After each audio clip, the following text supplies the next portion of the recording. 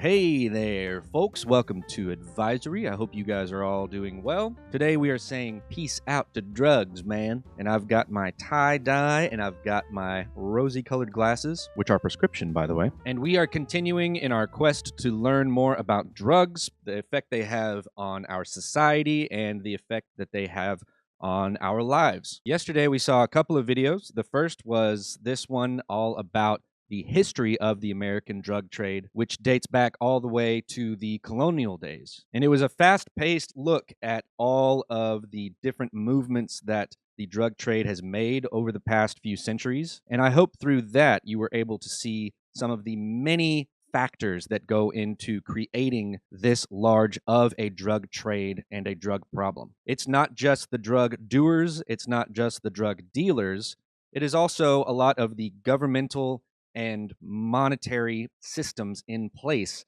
that have guided where traffickers go, what they produce, and how they get it to their clients. Then we took a look into an actual fentanyl cartel in Sinaloa, Mexico, which is just one of many examples of a place where the cartels are largely in power, and it shows how growing up in a place that is run by these powerful cartels and these powerful forces that want to make money selling drugs across the world, that a young person may feel like they have nothing else to do other than to join the cartel. And while the drug itself has been quite violent in its effects on the drug users here in America and in other places, it also creates a system that rewards actual violence that ends up breaking communities apart. In today's video, we're going to be talking about the effects of drugs on the body, on the person's body who does drugs. And we're going to look at this through three different examples. The first video is going to talk about how drugs in general affect our brain. And it's also going to talk about the difference between medicine and drugs. And I want you to think about the difference between those two things. The second video is all about weed and its effects on a teenage brain. A lot of times people think that weed is the lesser dangerous drug, and while that may be true relative to other drugs in some ways, it also can be quite dangerous, especially to your brain as a teenager. And then finally, we got to talk about it. We're going to talk about it. Vaping. The last video will deal with vaping and talking about what nicotine and THC vapes can do to a young developing brain like yours. And then I want to give another plug to this little bit.ly right here, bit.ly/RRWQ&A. That's where you can write any questions, and if you write the question, I will answer it right here on an advisory video this week. So be thinking about these questions while you watch the next few videos. Enjoy the discussion afterwards, and make sure to fill out that form if you have any questions you would like to see answered. I will let the third video have the last word. Be good to yourself and others, and I'll see you real soon.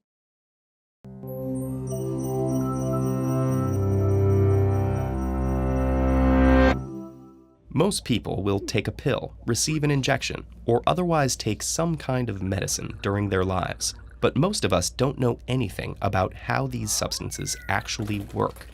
How can various compounds impact the way we physically feel, think, and even behave? For the most part, this depends on how a drug alters the communication between cells in the brain. There are a number of different ways that can happen. But before it gets into the brain, any drug must first reach the bloodstream on a journey that can take anywhere from seconds to hours, depending on factors like how it's administered. The slowest method is to take a drug orally, because it must be absorbed by our digestive system before it takes effect. Inhaling a drug gets it into the bloodstream faster, and injecting a drug intravenously works quickly too, because it pumps the chemicals directly into the blood. Once there, the drug quickly reaches the gates of its destination, the brain. The entrance to this organ is guarded by the blood-brain barrier, which separates blood from the nervous system to keep potentially dangerous substances out. So all drugs must have a specific chemical composition, which gives them the key to unlock this barrier and pass through.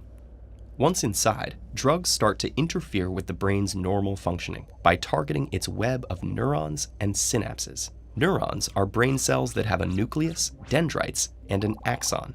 Synapses are structures placed along the dendrites or the axon, which allow the exchange of electrochemical signals between neurons. Those signals take the form of chemicals called neurotransmitters.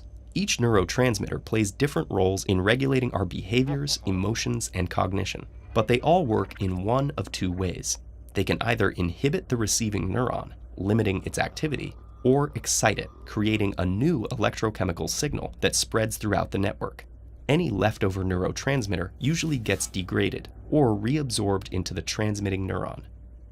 A drug's effectiveness stems from its ability to manipulate these synaptic transmissions at different phases of the process. That results in an increase or a decrease in the amount of neurotransmitters being spread. For instance, common antidepressants, like SSRIs, stop the reabsorption of serotonin, a neurotransmitter that modulates our moods. This effectively pushes more of it into the neural network. Meanwhile, painkillers, like morphine, raise levels of serotonin and noradrenaline, which regulate energy, arousal, alertness, and pleasure. Those same neurotransmitters also affect endorphin receptors, reducing pain perception. And tranquilizers work by increasing the production of GABA to inhibit neural activity, putting the person in a relaxed or sedated state. What about illegal or illicit drugs? These have powerful impacts on the brain that we're still trying to understand. Crystal meth, an amphetamine, induces a long-lasting release of dopamine, a neurotransmitter linked with the perception of reward and pleasure. It also activates noradrenaline receptors, which increases the heart rate, dilates pupils, and triggers the body's fight or flight response. Cocaine blocks the reuptake of dopamine and serotonin, pushing more into the network where they boost energy, create feelings of euphoria, and suppress appetites. And hallucinogenic drugs have some of the most puzzling effects. Substances like LSD, mescaline, and DMT all block the release of serotonin, which regulates mood and impulsivity. They also have an impact on the neural circuits involved in perception, learning, and behavioral regulation, which may explain why these drugs have such powerful impacts. Even if some of these effects sound exciting, there are reasons why some of these drugs are highly controlled and often illegal. Drugs have the power to alter the brain's chemistry, and repeated use can permanently rewire the neural networks that support our ability to think, make decisions, learn, and remember things. There's a lot we still don't know about drugs and their effects, both the good and the bad. But those we do know about are the ones we've studied closely and turned into effective medicines. As our knowledge grows about drugs and the brain, the possibilities will also increase for treating the many medical problems that puzzle researchers today. When a person is smoking cannabis, one of the plant's chemicals known as THC passes from the lungs into the bloodstream. The THC is then carried by the blood to the brain, where it acts on specific cannabinoid receptors. These receptors are found in areas of the brain associated with concentration, thinking, time perception, coordination, memory, and sensory pleasures. The effects of THC activation in these areas is responsible for the high that people feel. But besides creating an altered state of mind, something else happens.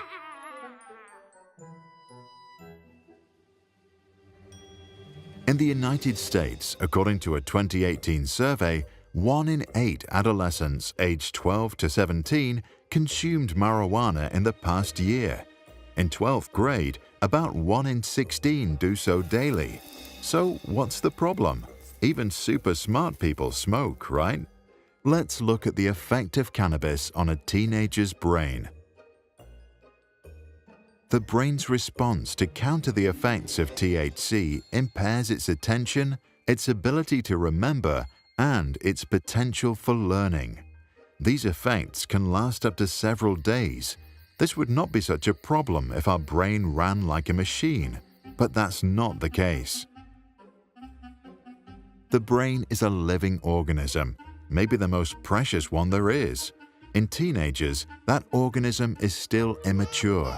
It takes about 25 years for the human brain to be fully developed. This is why when teenagers and adults argue, they often come to different conclusions. There is a biological reason for that. Adults have a fully developed prefrontal cortex, the part of the brain that is responsible for judgment and an awareness of long-term consequences. The cortex of teenagers is still growing. They are more influenced by their already matured limbic system, which responds to fears and emotions. If the developing brain is exposed to a lot of THC, the part responsible for controlling emotions may never reach its full potential. This can have long-term consequences and effects on one's measurable intelligence, learning, and judgment. One study that followed 13-year-olds for 25 years has found that those who regularly consume marijuana lose on average 5.8 IQ points by the time they reach adulthood. Since our average IQ is just 100, that is enough to shut the door to a good college or close the opportunity to work at a great company. But that's not all. There is also evidence that some teenagers that use cannabis are at higher risk of developing depression or even a psychosis. A psychosis changes the way the brain processes information and causes you to lose touch with reality. You can see and hear things that aren't real and may completely lose your mind. In short, the high of cannabis comes with a multitude of side effects.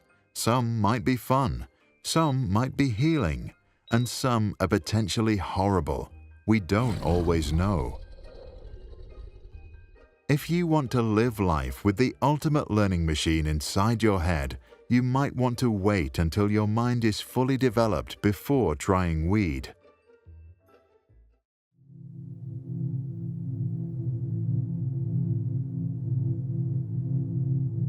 E-cigarettes, or vapes, are battery-operated devices that produce vapor instead of smoke. And instead of being packed with tobacco, they have cartridges filled with a liquid that contains flavorings and nicotine. Vapes haven't gone through a health and safety review yet, but that hasn't stopped big companies from making all sorts of unfounded claims and tempting you to try them. Meanwhile, the science is in. Researchers have found harmful ingredients in vapes, including ultrafine particles that can damage the lungs, oils and flavorings that are linked to serious lung disease, volatile organic compounds like benzene, which is found in car exhaust, and poisonous metals like nickel, tin, and lead.